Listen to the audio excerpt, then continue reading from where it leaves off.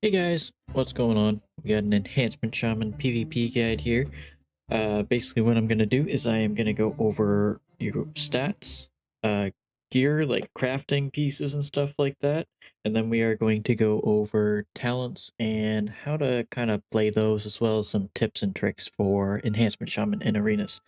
Um, but first, if you don't know who I am Sorgal. I mostly play Enhancement Shaman and some of other classes. Highest rated achieved is 2800, and most of Dragonflight I was 2400 in solo shuffle, but didn't push past because I didn't feel a need to. I am currently 2290 in solo shuffle with a 58% win rate, so yeah, but it's up to you if you want to follow this or not. But anyways, let's get to it.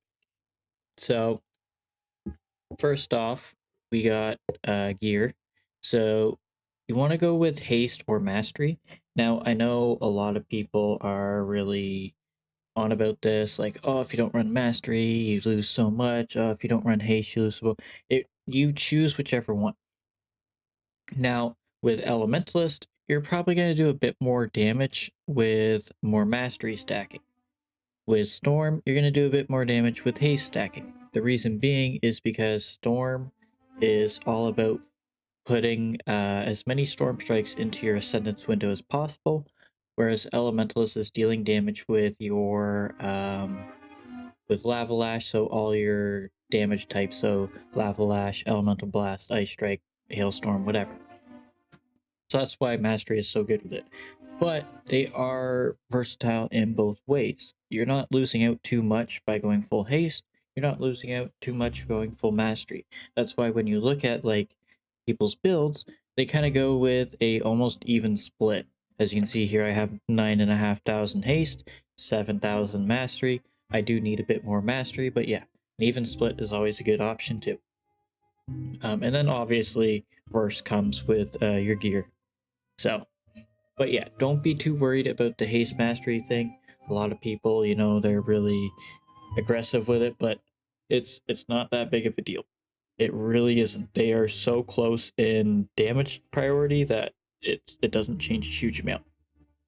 So let's get into crafted pieces. So the first one is going to be Ascension. You have to have this on a weapon. You can either make it haste first or mastery first, whichever one you prefer. I made mine haste first just because I was going with more storm. Um, but basically, what it does is it's a stacking buff of random secondary stats, and it's ever changing every time, uh, 8 seconds. So you could be like haste, then it could go into mastery, then it can go into burst, then it can go into crit, but it's random each time, so it doesn't have an order. So it could go into haste, mastery, then back into haste. And then you want to put a writhing banding on either boots, belt, bracers, or cloak. You can choose whichever one. This basically doubles the effect of Ascension. And again, haste first or mastery first, whichever one. And then on to the other crafted pieces. So I made the mistake of not crafting my jewelry, and this is going to be a big one. One ring, I believe, with haste mastery, and another ring with either mastery first or haste first, depending on what you want to run. And then you put like cursed mastery or cursed haste on them, up to you. For the necklace, same thing. You want to go with either Mastery Verse or Haste Verse. The reason why is because the PvP ones are heavy into versatility, whereas we get more benefit out of Haste or Mastery. And because of one of the gems giving you 5% damage reduction basically all the time, versatility isn't as much as a priority right now. But yeah, and then you can also do like your belt too. Since I don't believe there is a mastery verse belt, you can do mastery verse crafted. Same with bracers or anything. Basically, this season you can craft anything you want except for your trinkets and stat prioritize whatever you want as well. But yeah, so you can either do mastery haste or mastery verse or haste verse, whichever one you prefer. Again, it's not the end of the world if you choose one or the other. An even split is what I'm trying to do, so it's slowly getting back up there. But anyways, let's get into talents. So there are quite a few builds right now in the current season with the rework of enhancement. Basically running from anywhere from Storm or Totemic Elementalist to Totemic Storm to Stormbringer Elementalist to Stormbringer Storm. Now, which one is the best? So this is also a topic with a lot of controversy.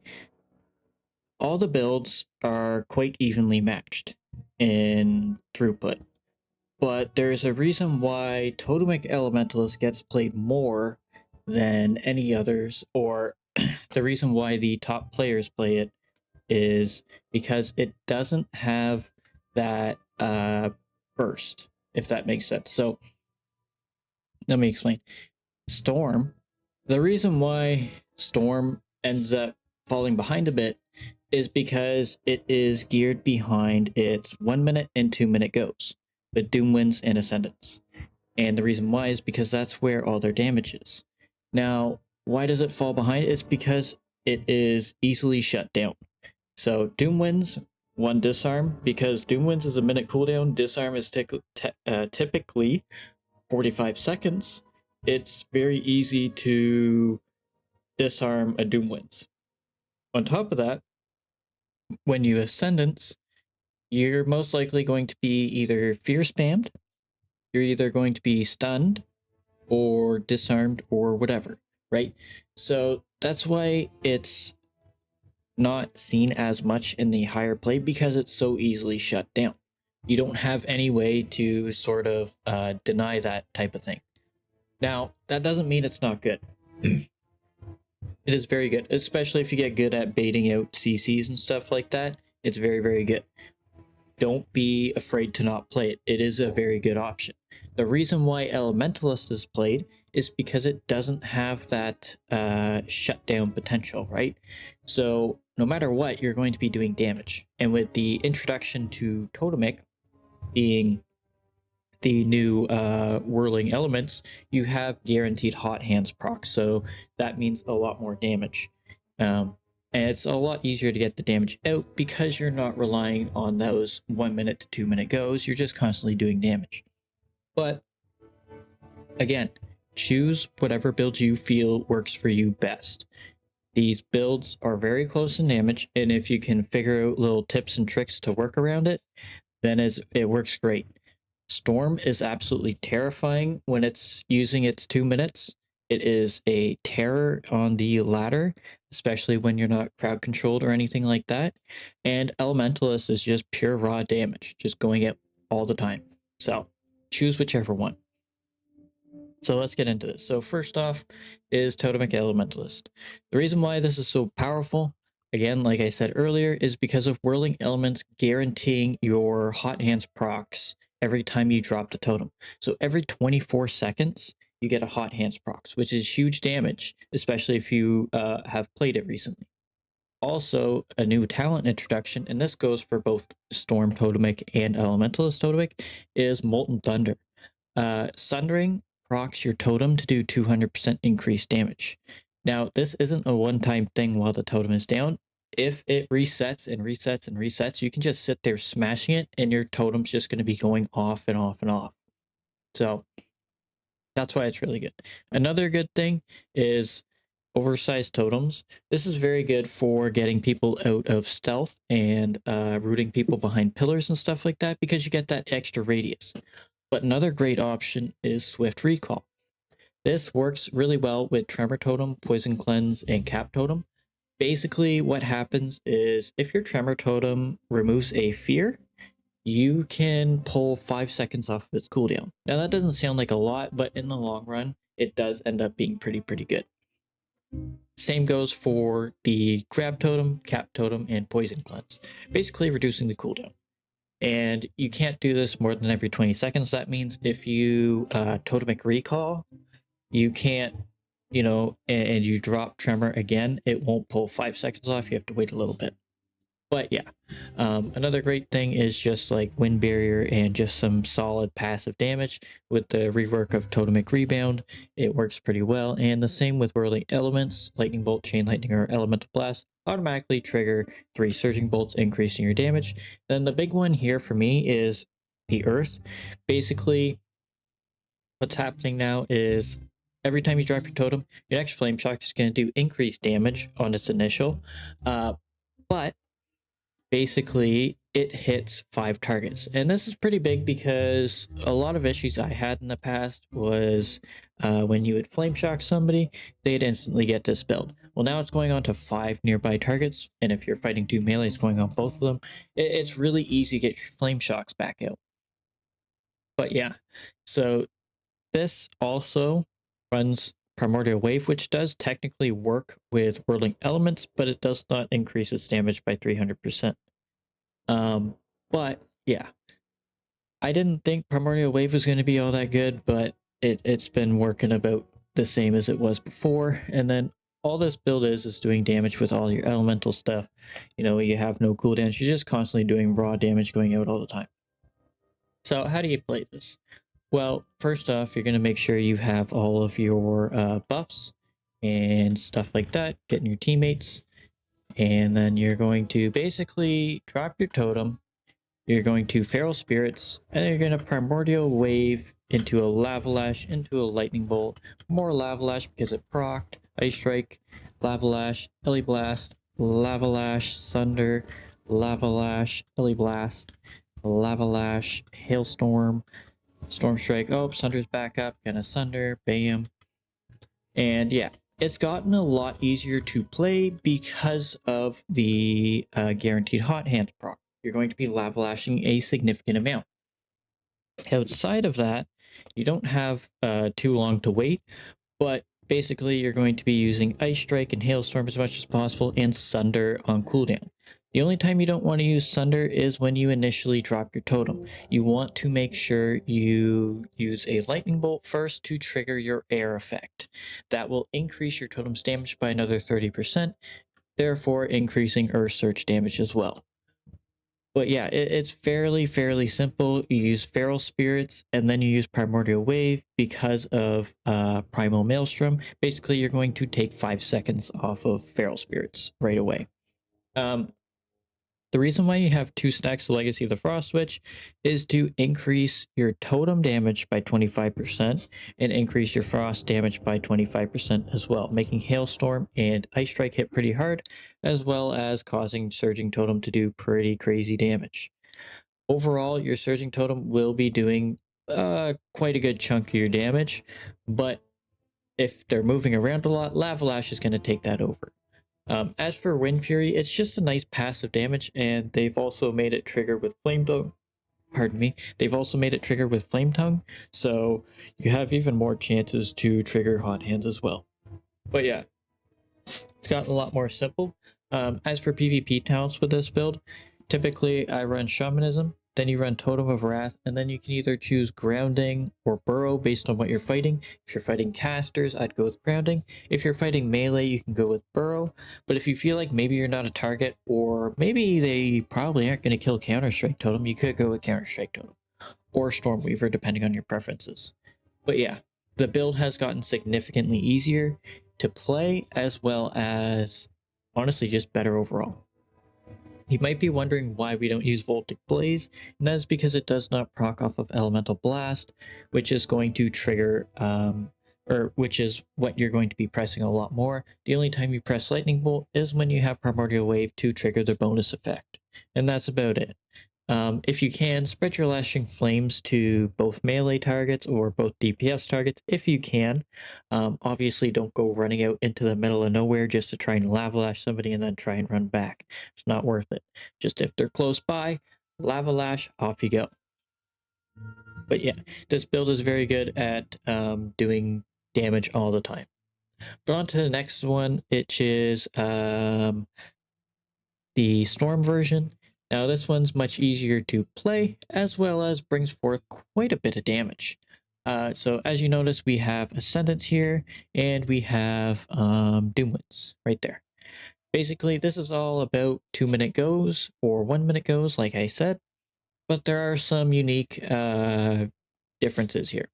So we have Voltic Blaze now, which does work with your Earth effect here, increasing the damage by 150% in PvP combat. So it does hit pretty hard when you proc it.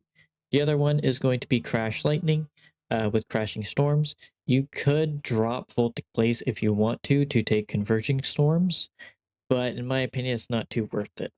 Molten Thunder, again, same thing. You want to be using Sunder as much as possible. And then we have Tempest Strikes just for passive damage, and Ice Strike is just there because it is.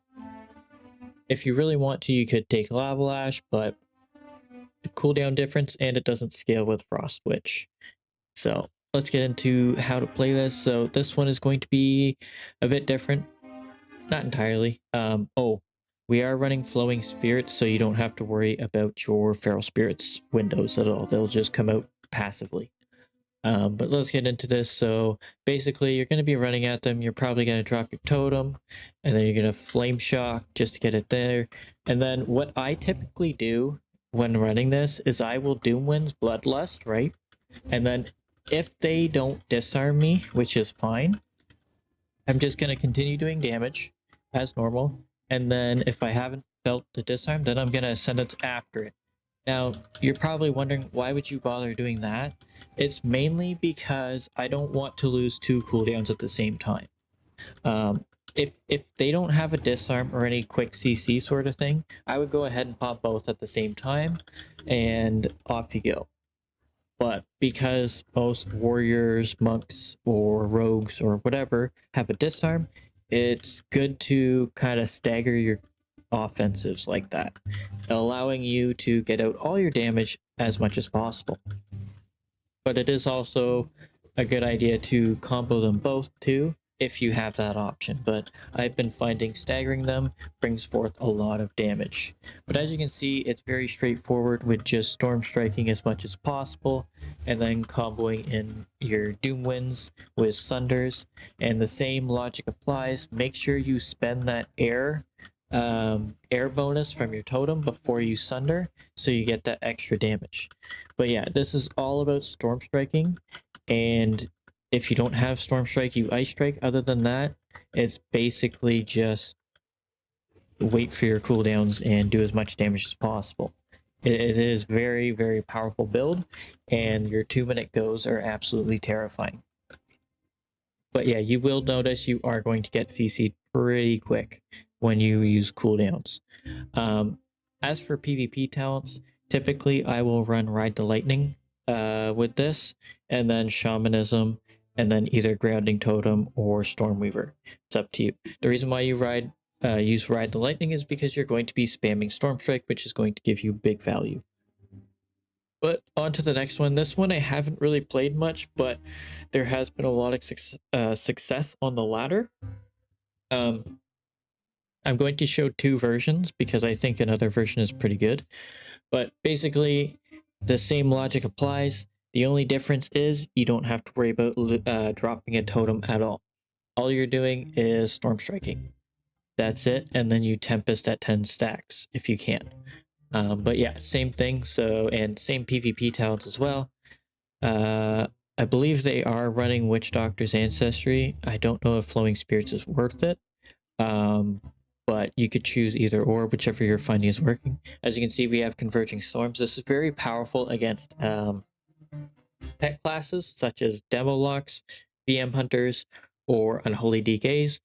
It is nerfed in PvP combat, doing 10% per stack, but because it can combo into Storm Blast, it's very powerful. But let's get into this. So basically, you're going to Feral Spirits, and then you're going to Ascendance Doom Winds. Obviously, same logic applies as Totemic, where you can stagger out your cooldowns if you want to. So basically, Feral Spirits, and then you Doom Winds, Ascendance, and then you smash Wind Strike as much as possible. And you might want to get a Tempest Tracker if you're interested, but always try to use Tempest at 10 stacks. If you use it while you are smashing Storm Strike in Ascendance, it will use it at 5 stacks, which isn't the worst, but it'll do more damage if you use it at 10 stacks, right? And because this is all about big Tempest crits, you want it as many as possible. But yeah, you can kind of see why Stormbringer is wanted, because it's very simple. There isn't very much to worry about either. The only thing is just watching your Tempest. And lately, the amount of Tempest you can get off has increased due to Arc Discharge. So this build does do very, very well. The reason why not a lot of people run it is probably because uptime on some targets is very hard. Because in order to generate Maelstrom, you have to be dealing damage with Storm Strike or Lava Lash. So sometimes it is difficult, but it's still a very powerful build. If you want to run this, I would go ahead and do that. Like I said at the start, pick the build that works best for you. Don't choose one. Don't play it if you don't like it. It's really, um, it's really personal preference, in my opinion. All these builds have gotten pretty high on the ladder, so feel free. The other version of this build that I want to show is a different one that actually might have seen last season, where you use Hailstorm as well as Lava Lash. So the reason what unable to learn talent, that's weird. The reason why is because Frost Shock received a fairly hefty buff, making it do a lot of damage. So this you've probably seen maybe in PvE if you do it, but it also works here. You could run Elemental Blast, but I think just going all out Lightning Bolt is better. But yeah, so Ice Strike comboed with Hailstorm can do a lot of damage, especially since you have Legacy of the Frost Witch. But same logic applies where you run in, Doom Winds, and then Ascendance. The reason why you Doom Winds first in Stormbringer is because you want as many Storm Strikes as possible to spend all of this Maelstrom. Again, try to aim to spend them at Tempest at 10 stacks. As you saw, I did not do that one. But outside of Ascendance, you can Storm Strike, and then you Frost Shock or Ice Strike, then Hailstorm. And Frost Shock actually does a lot of damage in PvP. As you can see, it's doing like 400k here, but this isn't PvP combat, so keep that in mind. As for Sunder in this build, you use it as a form of interrupt or disruption. So if you drop Cap Totem, you can Sunder and stagger them, allowing your Cap Totem to kind of go off. But yeah, that is it for the builds that I know of. As for tips and tricks, like I said, with the Storm version, try to stagger your cooldowns if they have disarms or anything like that. Just keep in mind they're going to shut you down pretty quick. So if you can stagger them, you can do a bit more damage overall rather than getting 2 cooldowns shut down for 1 CC. It's one of those things you got to keep in mind. Other than that, it's a lot of totem management and awareness of your teammates. Enhancement and Shaman in general have a lot of utility, such as roots. This spells healing, CC breaks, and you also have Thunderstorm, which you can combo with Lightning Lasso as well to knock people around. So, what are the best ways to use this? Well, for Fear Totem, you have to keep an eye on your teammates. If your teammate is far away, you can drop it and move it with Totemic Projection. Very, very helpful there. It is definitely going to take an additional second to break the fear, but it's better than not breaking the fear at all. Another thing is Earth Grab Totem. Use it on BM Hunters, Unholy DKs, and Warlocks to root their pets. And you can move it as well if you don't catch. So the way the root totem works is the first time it catches a target, it will root them. Other times it will slow. So if you miss somebody with it, move it on top of them and they will get rooted. So keep that in mind. Another trick is with capacitor totem. If you run it, you can put it behind a pillar and then move it afterwards. So if you drop it there, you can move it over here, again, kaboom.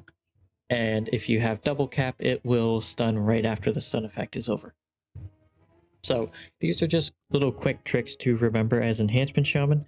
Another thing is when you have Lasso, always try to either, if they're double melee, you don't have to worry too much if you're going in for kind of like a lasso thunderstorm combo. So you'll basically, what will happen is, if you've watched some of my videos, you'll see basically you can lasso, and then you can wait for it to just be over, and then knock the target away and combo with a earth grab. Basically, that will force the healer to either trinket the lasso, and then if they do that, you just knock them and root them away, forcing a dispel from them or some sort of other mobility removal thingy. Um, or you just kind of hex them right after too. It's up to you on what you can do. It's a very simple combo. You can also use Thunderstorm to split targets up. So if you see a Resto Shaman coming in for like a Link Totem, use Thunderstorm, knock them away, and you can possibly get the Link before it actually goes off. So just remember those kind of unique situations. Enhancement requires a lot of paying attention to your team. So a lot of awareness and stuff like that because of the amount of utility. You're not going to win specifically on your damage. You're going to win by using your utility to your maximum as much as possible. Your damage isn't that level of like a rep paladin or anything like that, and you don't bring a mortal strike. Your priority is going to be supporting your team with all of your utility and making sure the enemy is CC'd and stuff like that. So yeah. But I mean, you guys are probably better than me, so we'll see what happens.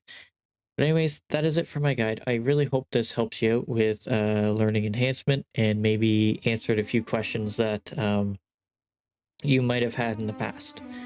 Uh, but yeah, that's all I got. I hope this helps. Thanks so much for watching, and best of luck in the ladder. Laters!